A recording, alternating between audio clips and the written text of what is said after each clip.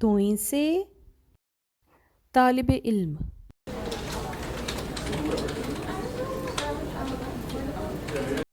توئیں سے طاقتور،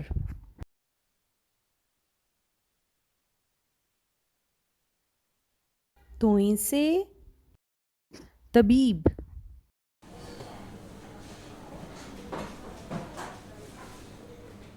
توئیں سے طفل،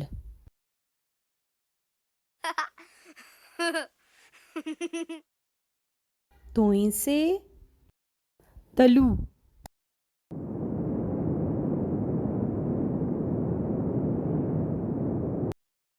توئیں سے طوطا،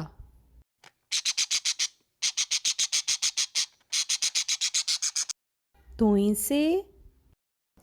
طوفان،